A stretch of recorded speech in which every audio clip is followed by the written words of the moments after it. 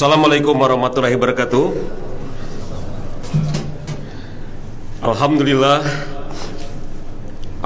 hamdan katsiran thayyiban mubarakan fihi kama yuhibbu rabbuna wa yarda. Wa asyhadu an la ilaha illallah wahdahu la syarikalah wa asyhadu anna Muhammadan abduhu rasulullah rabbi abada ma ba'du. Raditu billahi rabba wa bil islami dina wa bi Muhammad nabiyya wa rasulah.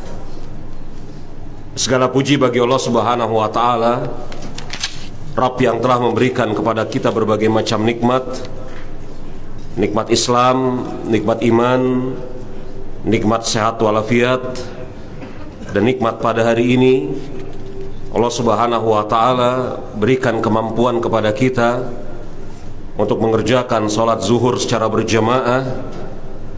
Dan sungguh ini adalah nikmat yang sangat besar, dan kita meminta kepada Allah Subhanahu wa taala agar nikmat ini terus menerus berada pada diri kita, dan bersamaan dengan itu Allah Subhanahu wa taala tambahkan nikmat-nikmat tersebut kepada diri kita, dan juga tambahkan kemampuan kita untuk bersyukur terhadap berbagai macam nikmat yang Allah Subhanahu wa taala berikan kepada kita. Jemaah rahimani wa rahimakumullah, pembahasan kita masih membahas kitab Riyadhus Shalihin pada bab sabar.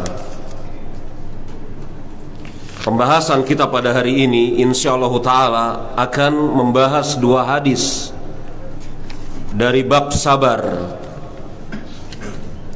Hadis yang pertama, hadis yang dikeluarkan oleh Imam Bukhari dan Imam Muslim dari sahabat Usamah bin Zaid radhiyallahu anhu. Usamah bin Zaid radhiyallahu anhu adalah anak dari seseorang yang beliau cintai, yakni orang yang beliau cintai, anak dari orang yang beliau cintai. Usamah bin Zaid bin Haritsah, ayahnya Zaid bin Haritsah. Pada suatu lembaran sejarah kehidupan Zaid bin Haritsah, beliau pernah kemudian memiliki nama nisbat kepada Rasulullah, Zaid bin Muhammad. Karena saking cintanya Rasulullah kepada Zaid, maka beliau berikan kepada Zaid bin Muhammad. Akan tetapi Allah Subhanahu wa taala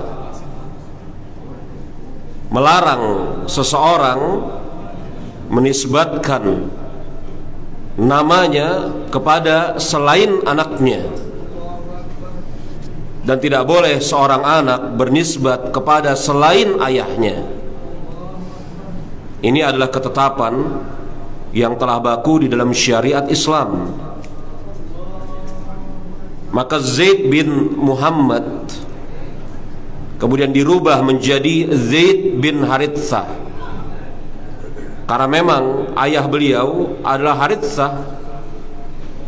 Beliau adalah orang yang dicintai oleh Rasulullah SAW. Beliau memiliki anak Usamah bin Zaid, orang yang juga dicintai oleh Rasulullah SAW. Menjelang wafatnya 2 atau 3 bulan sebelum Rasulullah wafat, beliau memberangkatkan pasukan perang untuk menggempur salah satu dari pertahanan benteng-benteng Romawi. Maka para sahabat, silahkan Anda sebut, Abu Bakar, Umar, Utsman, Ali, dan yang lainnya,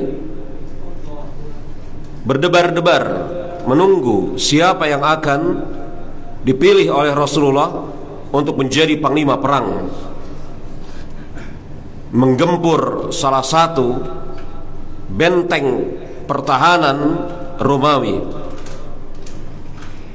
Maka Nabi kita Nabi Muhammad alaihi salatu wasallam memilih Usamah bin Zaid, seorang pemuda yang pada saat itu belum genap usianya 18 tahun. Maka setelah Rasulullah wafat, para sahabat berbeda pendapat apakah pasukan Usamah ini tetap diberangkatkan atau kemudian ditunda dengan sebab wafatnya Rasulullah. Tetapi memang betul-betul para sahabat, khususnya sahabat-sahabat yang utama, mereka betul-betul telah sampai kepada derajat sami'na wa ata'na. Kata Abu Bakar, saya tidak akan menghentikan pasukan yang telah diutus oleh beliau. Apapun yang terjadi di dalam kota Madinah, saya tidak akan menghentikan pasukan yang telah diutus oleh beliau. Maka berangkatlah Usamah bin Zaid, yang Allah subhanahu wa ta'ala berikan kemenangan kepada pasukan kaum muslimin pada saat itu. Dari Abu Zaid, Usamah bin Zaid, orang Arab biasa menamakan anaknya dengan nama ayahnya. Orang Arab biasa menamakan anaknya dengan nama ayahnya, yakni Usamah bin Zaid. Ayahnya sudah barang tentu namanya Zaid bin Haritsah. Ketika dia punya anak, dia beri nama Zaid. Jadi dia berkunyah dengan Abu Zaid. Ini kalau kita lihat, banyak sahabat-sahabat, banyak para ulama yang kemudian berkunyah dengan nama ayahnya, yakni memberi nama atas anaknya dengan nama ayahnya. Dari Abu Zaid, Usamah bin Zaid bin Haritsah, hamba sahaya Rasulullah serta kekasihnya, sekaligus putra kekasihnya, telah kita sebutkan tadi. Berkata putri Nabi sallallahu alaihi wasallam, yang dimaksud adalah di sana Zainab, salah seorang di antara putri Rasulullah yang dimaksud di sana adalah Zainab. Putri Nabi alaihi salatu wasallam mengirimkan berita kepada Rasulullah bahwa anakku, yakni anaknya Zainab, cucunya Rasulullah, dalam keadaan sakaratul maut, dalam keadaan sakaratul maut. Oleh karena itu mohonlah engkau hadir di tempat kami. Yakni anaknya Rasulullah yang bernama Zainab mengutus utusan untuk menjumpai ayahnya Rasulullah dan mengkhabarkan bahwasanya anaknya Zainab, yakni cucu Rasul sendiri, dalam keadaan sakaratul maut, dan meminta agar Rasulullah hadir menyaksikan sakaratul maut anaknya Zainab alias cucunya Rasulullah. Ini menunjukkan kepada kita jemaah akan bolehnya mengundang atau mengajak orang-orang yang utama ketika kemudian ada di antara anggota keluarga yang sedang dalam keadaan sakaratul maut. Inilah yang dikatakan oleh para ulama semisal Imam An-Nawawi dan diikuti oleh Syekh Utsaimin rahimahullahu ta'ala, bolehnya mengundang orang-orang yang memiliki keutamaan untuk menyaksikan apabila ada salah seorang di antara anggota keluarga yang sedang dalam keadaan sakaratul maut. Karena jemaah rahimani wa rahimakumullah, kita sama-sama mengetahui bahwasanya proses sakaratul maut adalah proses yang sangat berat.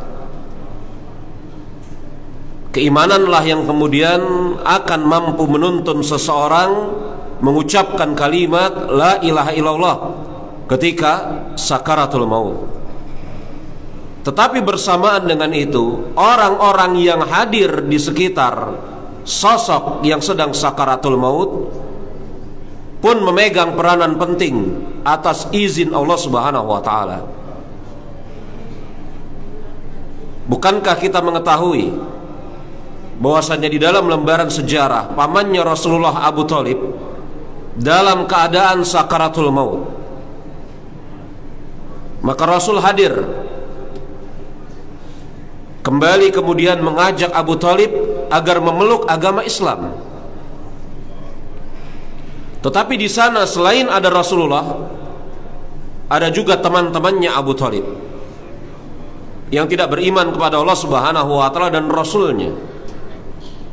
Maka ketika Rasulullah mengatakan kepada Abu Thalib, "Ya am, qul la ilaha illallah, kalimatun ahajjatu laka indallah." Wahai paman, ucapkanlah kalimat la ilaha illallah, yang dengan sebab itu aku akan membela engkau di sisi Allah Subhanahu wa taala.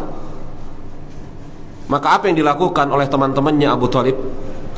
Bukannya kemudian mendorong agar Abu Thalib masuk ke dalam agama Islam, tetapi malah menghasut dengan mengucapkan atarghabuna an millati Abdul Muthalib.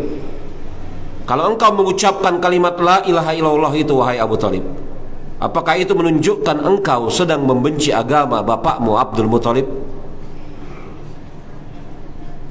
Maka orang-orang yang hadir di sekitar orang yang sedang sakaratul maut ini diharapkan adalah orang-orang yang baik, yang bisa menuntun seseorang yang sedang sakaratul maut mengucapkan kalimat la ilaha illallah.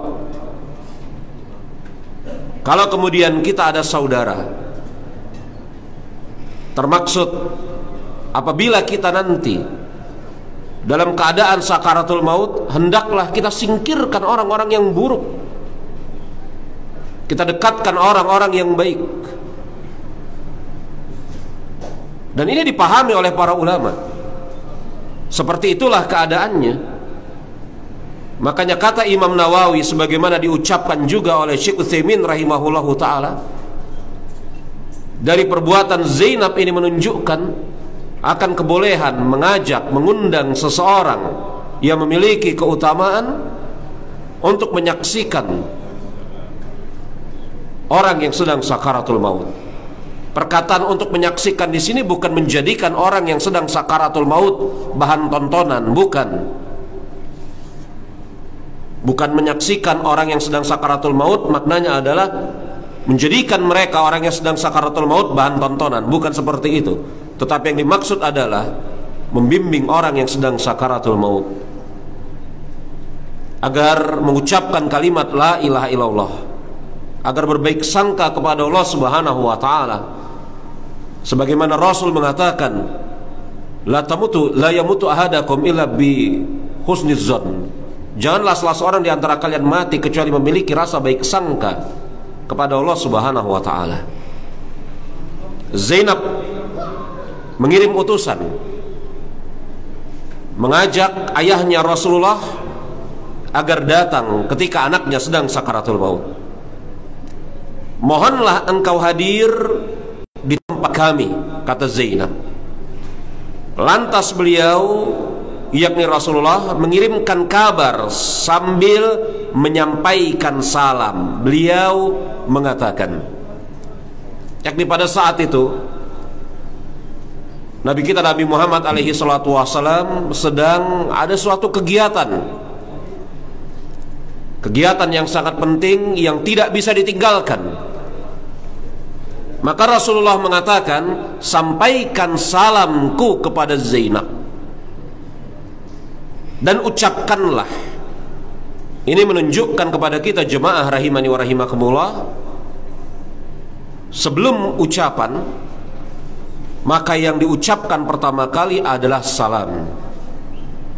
Apa kata Rasulullah sallallahu alaihi wasallam? Sampaikan salamku kepadanya, kemudian ucapkanlah.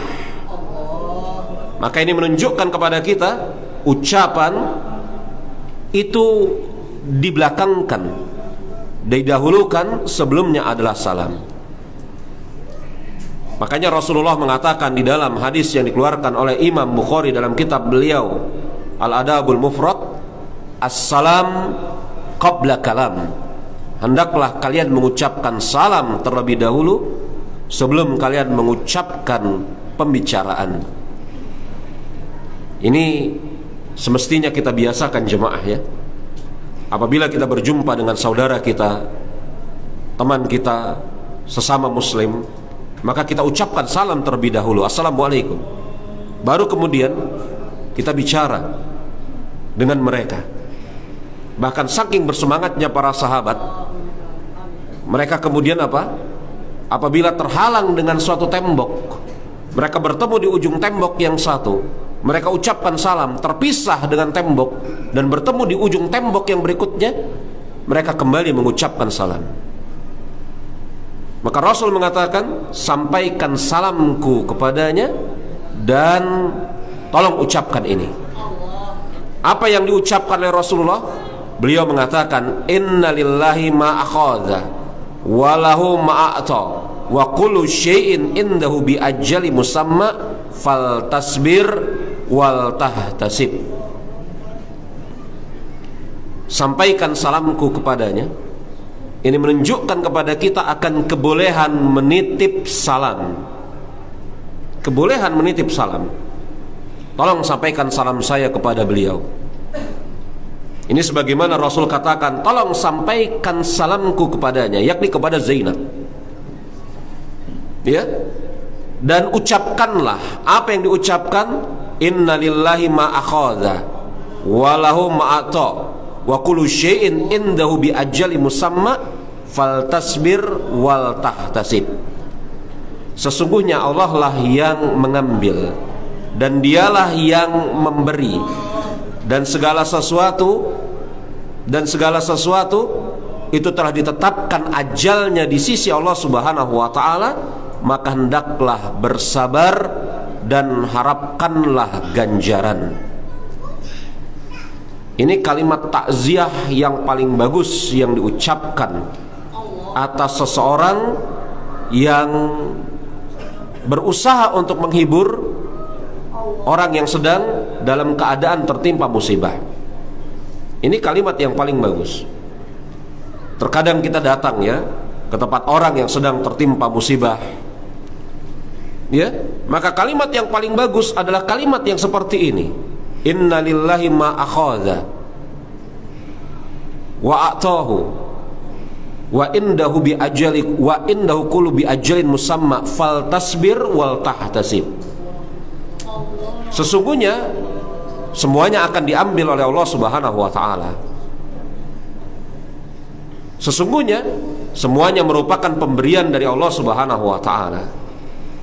Allah Subhanahu wa taala yang memberi, maka dialah yang layak untuk mengambil. Dan kita sama-sama tahu bahwasanya anak, istri, suami, keluarga, termaksud harta, apapun juga di sisi seorang muslim hanya semata-mata titipan, pemberian dari Allah Subhanahu wa taala. Pada hakikatnya di sisi seorang muslim tidak ada kepemilikan 100%. Semuanya adalah titipan pemberian dari Allah Subhanahu wa taala. Siapa manusia yang paling kaya di muka bumi ini? Sejarah yang mencatat siapa manusia yang paling kaya di muka bumi ini? Nabi Sulaiman alaihissalam. Sebagian lagi mengatakan bukan Nabi Sulaiman, tetapi Zulkarnain lah yang paling kaya di muka bumi ini. Terlepas apakah Nabi Sulaiman atau Zulkarnain, ketika kemudian ditanya kepada Nabi Sulaiman dari mana dia mendapatkan harta yang sedemikian banyak ini, dia katakan, ini adalah pemberian dari Allah Subhanahu wa taala atas keutamaan yang Allah Subhanahu wa taala berikan kepadaku. Dinisbatkan oleh Nabi Sulaiman bahwasanya ini pemberian Allah. Yakni tidak ada hakikatnya di dalam syariat Islam seorang muslim, ya, kepemilikan 100% semuanya adalah pemberian Allah Subhanahu wa taala. Amanah dari Allah Subhanahu wa taala yang harus dijaga. Dan apabila kemudian dia mengambil, sudah barang tentu dia berhak untuk mengambil apa yang telah dia titipkan. Dan orang yang mendapatkan amanah titipan dari Allah akan bertanggung jawab seberapa baik dia menjaga amanah tersebut. Begitu konsepnya. Semuanya adalah pemberian titipan dari Allah Subhanahu wa taala. Jadi ketika Allah Subhanahu wa taala mengambil, maka jelas dia layak untuk mengambil apa yang telah dia titipkan. Maka ketika kemudian sesuatu dia ambil dari orang yang diberikan amanat, maka orang yang diberikan amanat akan bertanggung jawab kepada Allah Subhanahu wa taala di dalam usahanya mengurus amanah tersebut. Apa kata Rasulullah? Beliau mengatakan, wa kullu syai'in indahu bi ajali musamma. Karena sesungguhnya segala sesuatu di sisi Allah Subhanahu wa taala telah ditetapkan ajalnya. Semuanya telah ditetapkan ajalnya, jemaah rahimani wa rahimakumullah. Manusia ketika lahir, bahkan dia belum lahir, 40 hari dikali 3 berada di perut ibunya. Apa kata Rasulullah? Summa yursalu malak fayanfuhu fihi ruh. Kemudian Allah Subhanahu wa taala mengutus malaikat yang meniupkan ruh. Wa yu'mar bi arba'i kalimati bi katbi. Dan menetapkan atas janin tersebut 4 perkara. Di antaranya ajalihi, ajalnya. Maka benar kata Rasulullah, wa kullu syai'in indahu bi ajali musamma. Dan segala sesuatu telah ditetapkan ajalnya oleh Allah Subhanahu wa taala. Fal tasbir wal tahtasib. Maka hendaklah bersabar dan mengharap ganjaran. Hendaklah engkau bersabar dan mengharap ganjaran. Para ulama menjadikan hadis ini sebagai salah satu dalil bahwasanya sabar terbagi menjadi 3. Sabar di dalam menjalankan ketaatan, itu yang pertama. Sabar di dalam meninggalkan kemaksiatan, itu yang kedua. Dan sabar ketika tertimpa musibah, itu yang ketiga.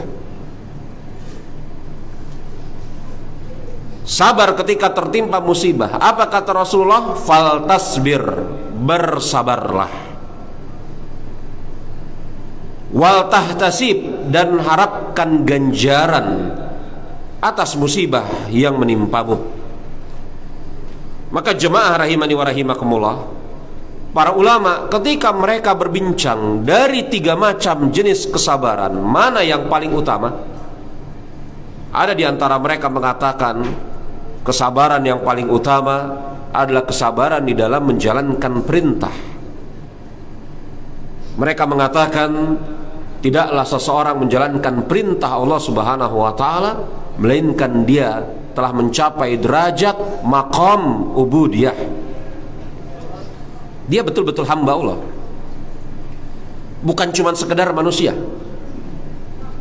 Kalau manusia semuanya manusia, tetapi ketika seseorang bersabar di dalam mengerjakan perintah, dia telah mengangkat derajatnya dari maqam manusia menjadi maqam ubudiyah. Maka ini jelas lebih utama. Ada sebagian ulama yang mengatakan tidak ada yang lebih utama dari macam-macam sabar tadi. Sebagian di antara mereka mengatakan, oh, sabar dari musibah siapapun bisa. Seorang muslim, orang kafir mampu sabar terhadap musibah. Jawab, betul. Kesabaran terhadap musibah semuanya bisa, tetapi kesabaran ketika tertimpa musibah dan mengharap pahala atas itu tidak akan mungkin terjadi kecuali pada seorang yang telah sampai kepada maqam ubudiyah. Memang ada khilaf di antara para ulama, dari 3 macam kesabaran itu mana yang paling utama? Apakah sabar menjalankan perintah, sabar meninggalkan larangan, atau sabar ketika tertimpa musibah? Ada yang mengatakan ini, ada yang mengatakan itu. Tetapi jemaah rahimani wa rahimakumullah, semuanya masing-masing memiliki keutamaan. Kalau dikatakan sabar ketika tertimpa musibah bisa dilakukan dan dikerjakan oleh siapa saja, maksud perkataan siapa saja ini termaksud seseorang yang tidak beragama Islam, kita katakan iya. Tetapi bersabar ketika tertimpa musibah dan mengharap ganjaran pahala dari Allah Subhanahu wa taala, maka itu tidak akan mungkin terjadi kecuali pada diri seorang muslim. Maka semua manusia pernah mendapatkan dan tertimpa musibah. Tetapi bersabar ketika tertimpa musibah dan mengharap ganjaran atas itu tidak mungkin terjadi kecuali pada diri seorang muslim yang telah bersungguh-sungguh menempa dirinya di atas keimanan. Kemudian fa'arsalat ilaihi tuqsimu alaihi layatiyannaha faqama wa ma'ahu. Kemudian utusan ini datang kepada Zainab dan menyampaikan ucapan Rasul tadi. Kemudian Zainab mengatakan kepada utusan tadi, engkau pergi lagi kepada Rasulullah, undang dia datang. Maka ini menunjukkan kepada kita bolehnya mengundang beberapa kali. Jadi kalau kemudian dirasa mungkin satu kali kurang, boleh diulangi 2 kali. Tetapi juga harus diperhatikan, jangan sampai yang diundang merasa terbebani. Boleh mengundang lebih dari 1 kali untuk satu momen keadaan yang sama. Ini sebagaimana ditetapkan oleh Syekh Salim bin Aid Al-Hilali dalam syarah beliau terhadap Riyadus Shalihin, Bahjatun Nazirin. Momennya sama, yakni seseorang yang sedang sakaratul maut. Ketika diundang pertama kali, Rasul tidak bisa hadir. Kemudian Zainab mengundang yang kedua kali. Maka pada saat undangan yang kedua kali ini, faqama wa ma'ahu Sa'ad bin Ubadah wa Mu'adz bin Jabal wa Ubay bin Ka'ab wa Zaid bin Sabit wa rijalun radhiyallahu anhum. Maka pada saat undangan yang kedua kali ini berdiri, siapa yang berdiri? Rasulullah. Kemudian di sana mengikuti beliau Sa'ad bin Ubadah, Mu'adz bin Jabal, Ubay bin Ka'ab, Zaid bin Sabit, dan laki-laki dari kalangan sahabat Rasulullah. Ini menunjukkan kepada kita bahwa undangan musibah itu boleh dihadiri. Maaf, saya koreksi ucapan saya, bahwasanya musibah boleh dihadiri tanpa undangan khusus. Berbeda kalau kemudian pernikahan. Kalau pernikahan, seseorang tidak boleh hadir kecuali dia diundang. Tetapi kalau ada musibah, misalnya kematian, maka seseorang boleh hadir walaupun tanpa diundang. Karena kenapa jemaah? Yang diundang oleh Zainab ini hanya ayahnya, Rasulullah. Tetapi Rasul berangkat menuju rumah Zainab bersama sahabat-sahabatnya, diantaranya Mu'adz bin Jabal, Ubay bin Ka'ab, Sa'ad bin Ubadah. Kalau kemudian tidak boleh menghadiri musibah tanpa undangan, niscaya Rasul larang ini. Kalian jangan ikut-ikut, kan yang diundang hanya saya. Tetapi ketika Rasul tidak melarang sahabat-sahabat ini datang, ini menunjukkan apa jemaah? Ini menunjukkan akan kebolehan menghadiri musibah tanpa undangan. Karena ada beda jemaah rahimani wa rahimakumullah, di dalam syariat Islam ada beda yang sangat jelas dan tegas antara pernikahan dengan kematian. Kalau pernikahan, yang pertama, kalau mau datang harus diundang. Kalau mau bawa teman harus minta izin. Kalau mau bawa teman, ya. kalau peristiwa kematian mau datang tidak perlu diundang. Karena kenapa jemaah? Karena sudah barang tentu orang yang tertimpa peristiwa kematian pikirannya lagi kacau. Ya, pikirannya lagi kacau, sehingga dia mungkin sekali akan melupakan orang-orang terdekat untuk tidak dikasih kabar. Terkadang kita ini agak sensi. Wah, dia itu saudaranya mati, saya tidak diundang. Ya, Anda yang salah. Itu dia ayahnya mati, saya tidak diundang. Ya, Anda yang salah. Anda tidak perlu menunggu undangan, datang.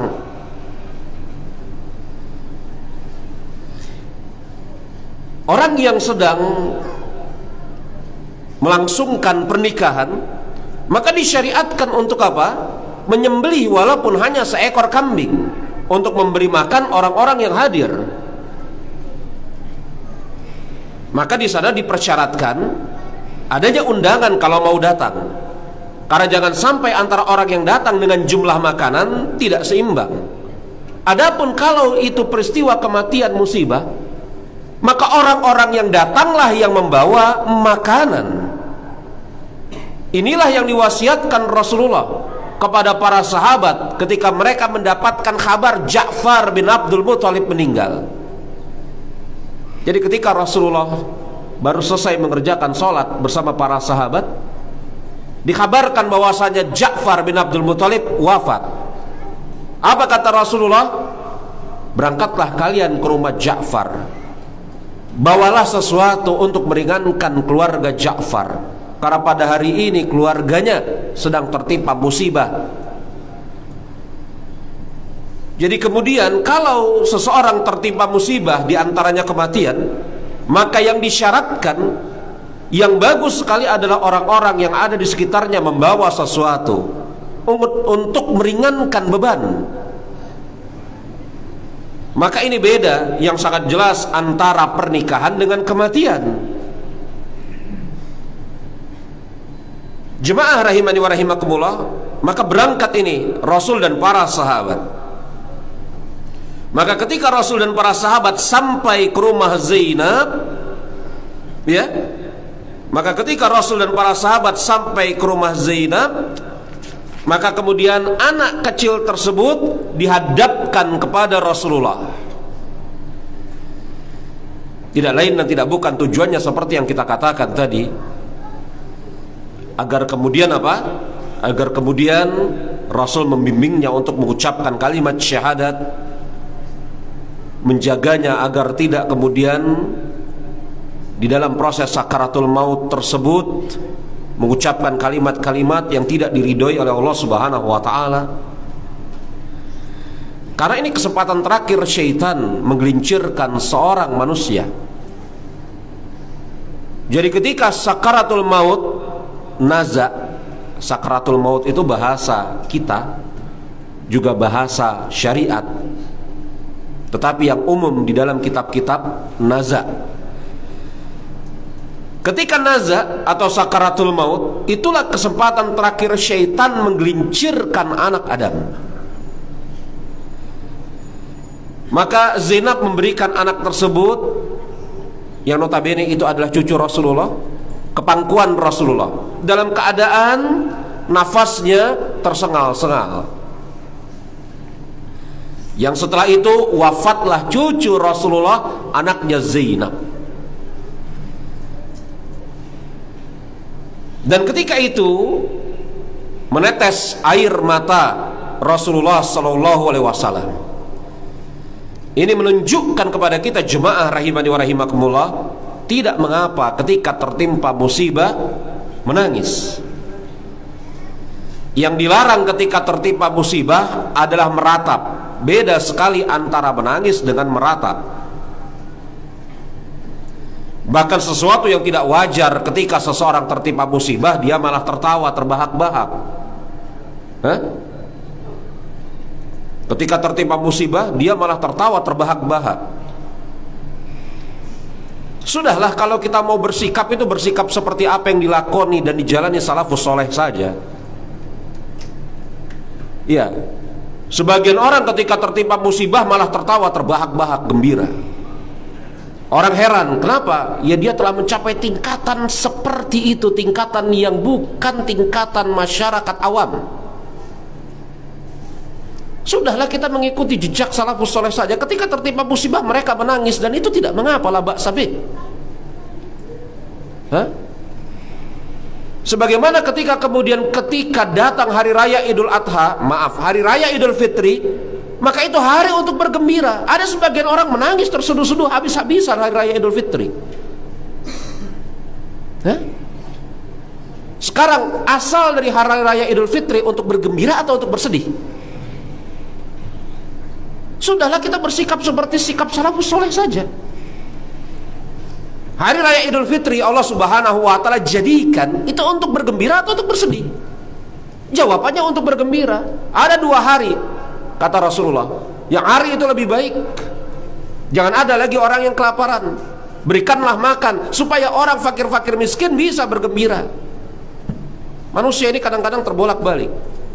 Ustadz, saya bersedih, jangan-jangan saya amalnya tidak diterima. Ya kalau hanya sesaat sedihnya mungkin nggak mengapa ya.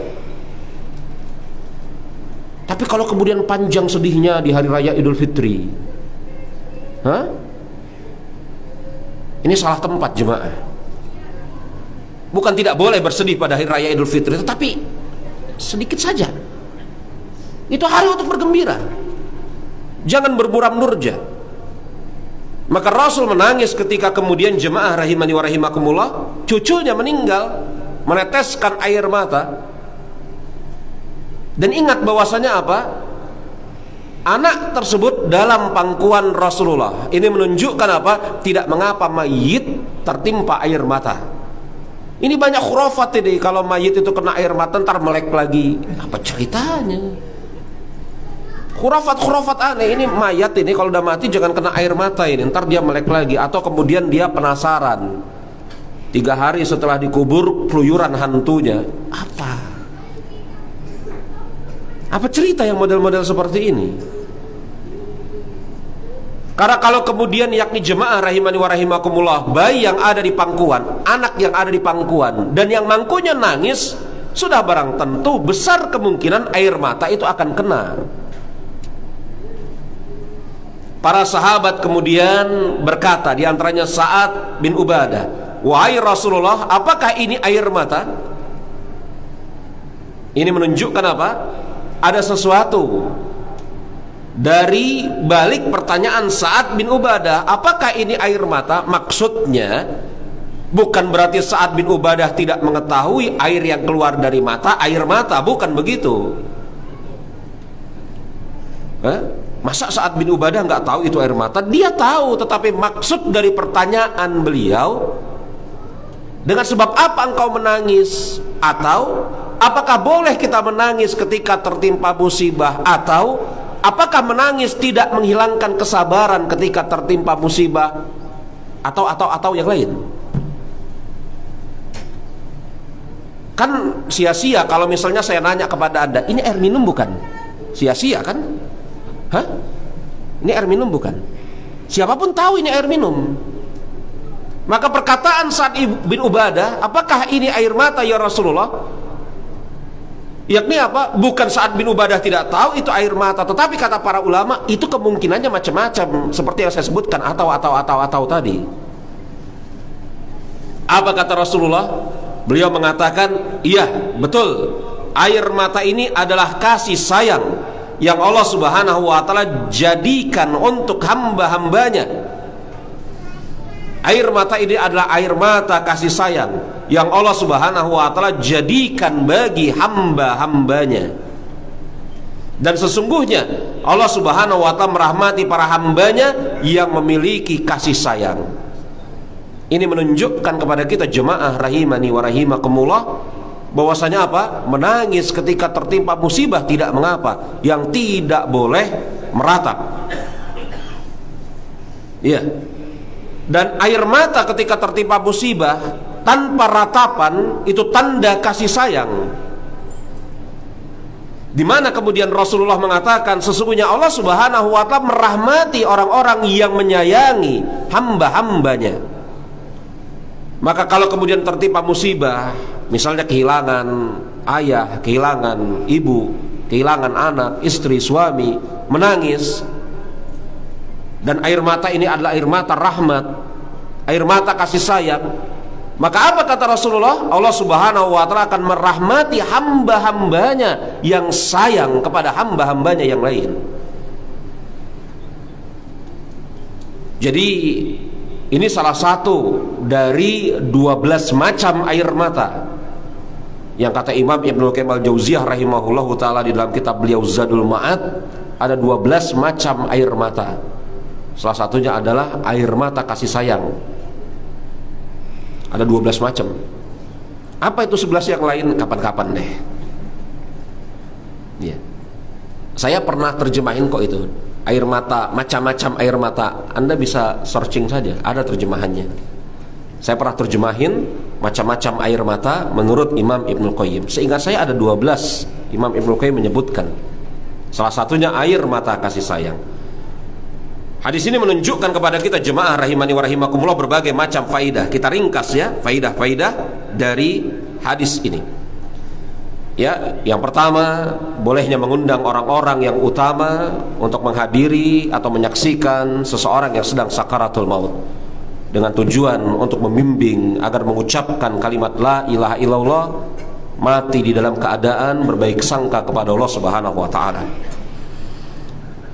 Hadis ini juga menunjukkan kepada kita, yakni apa jemaah, bahwasanya yang namanya menangis ya tanpa ratapan itu tidak menghilangkan makna kesabaran.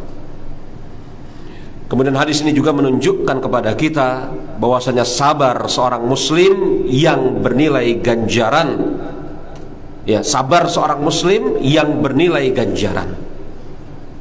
Jadi kalau orang-orang lain sabar tetapi dia tidak sebagai seorang muslim, sabarnya tidak ada ganjaran di sisi Allah Subhanahu wa ta'ala. Harap ganjaran atas musibah tersebut.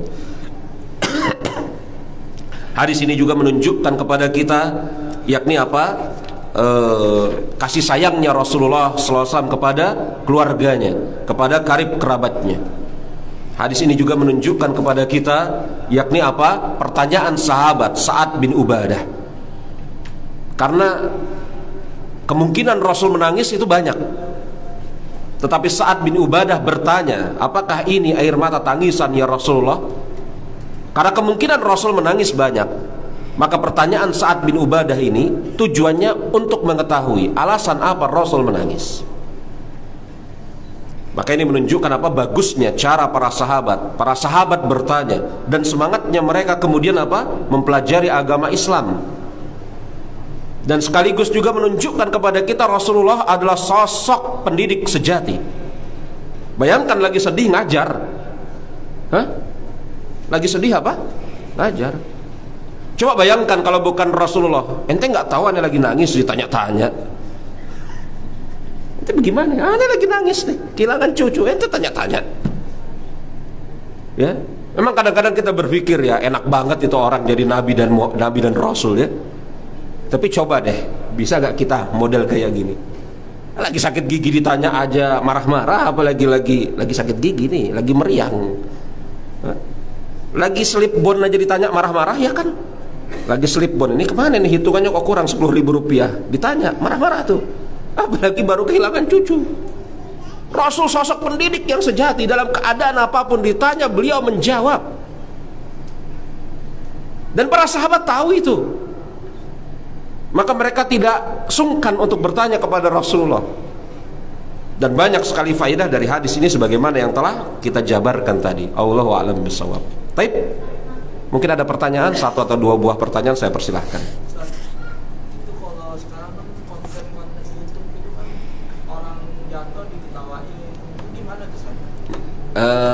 Tidak beradab. Orang jatuh diketawain. Tidak beradab. Konten-konten YouTube orang jatuh diketawain, orang sengaja dibikin jatuh, udah gitu diketawain rame-rame. Ini tidak beradab. Tidak beradab kepada manusia, tidak beradab kepada sesama kaum muslimin. Bergembira ria di tengah kesusahan orang, mencari nafkah dengan cara yang seperti ini tidak beradab. Kalau itu kemudian dia cari dengan tujuan untuk mencari nafkah, nafkahnya tidak halal. Bayangkan coba, ngerjain orang, orangnya ini jatuh sakit, kepleset misalnya ya, jatuh sakit diketawain. Ngelihat itu traffic dari apa? YouTube-nya. Oh ini yang nonton udah 10.000, dapat dia duit fulus sekian. Ini penghasilan yang tidak ada berkahnya. Hah? Coba bayangkan kalau yang model kayak gitu terjadi pada diri dia. Sedunia ngetawain dia, apakah dia suka? Kalau dia tidak suka, maka jangan lakukan kepada orang lain. Tidak beradab. Masih banyak cara-cara lain untuk mencari rezeki yang halal, tidak dengan cara seperti ini. Kalau kemudian seorang muslim itu misalnya jatuh, jangan diketawain. Kalau bisa dibantu, dibantu. Kalau bisa diangkat, diangkat. Diringankan bebannya. Seorang muslim itu bukan tertawa ketika seseorang temannya, saudaranya sesama muslim sedang menderita.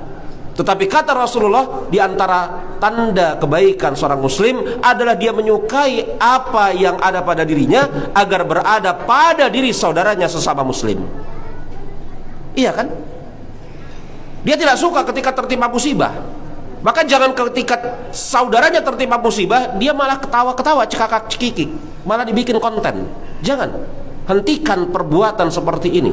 Masih banyak cara lain untuk mencari rezeki Allah Subhanahu wa taala. Ya.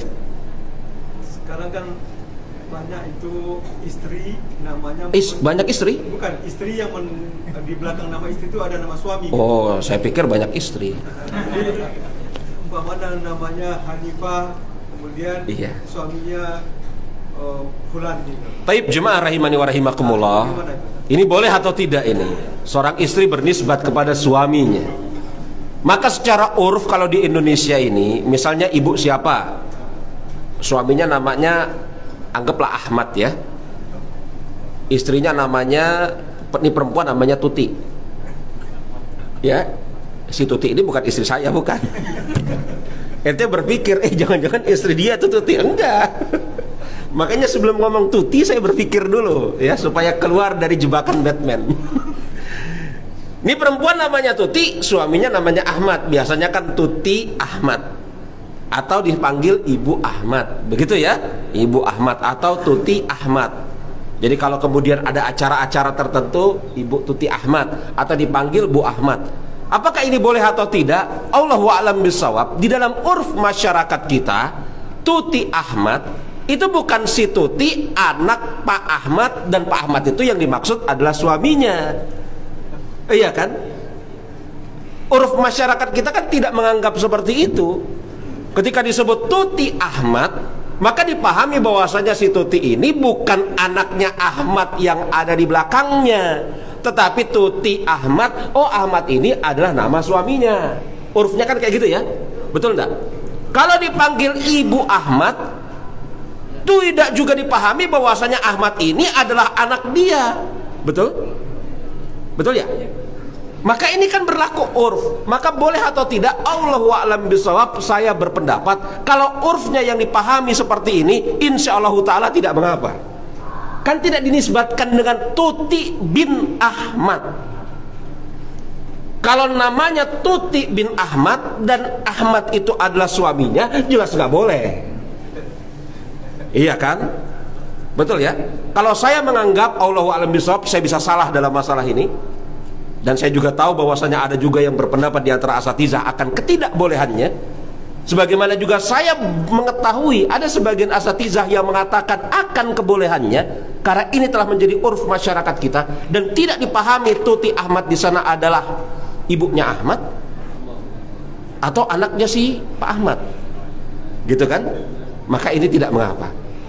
Karena urf yang berlaku, insya Allah ta'ala itu tidak mengapa. Kecuali kalau Tuti bin Ahmad dan Ahmad itu suaminya, jelas nggak boleh. Kan masalahnya di sini Zaid bin Muhammad. Makanya Allah Subhanahu wa ta'ala melarang, karena Zaid bin Muhammad dibalikin kepada Zaid bin Haritsah. Allahu a'lam bishawab. Baik, kita cukupkan sampai di sini jemaah. Mudah-mudahan yang kita bahas pada kesempatan hari ini membawa manfaat bagi saya pribadi dan Anda semua. Kita tutup dengan mengucapkan subhanakallahumma wa bihamdika asyhadu an la ilaha illa anta astaghfiruka wa atubu ilaik. Alhamdulillahirabbil alamin. Assalamualaikum warahmatullahi wabarakatuh.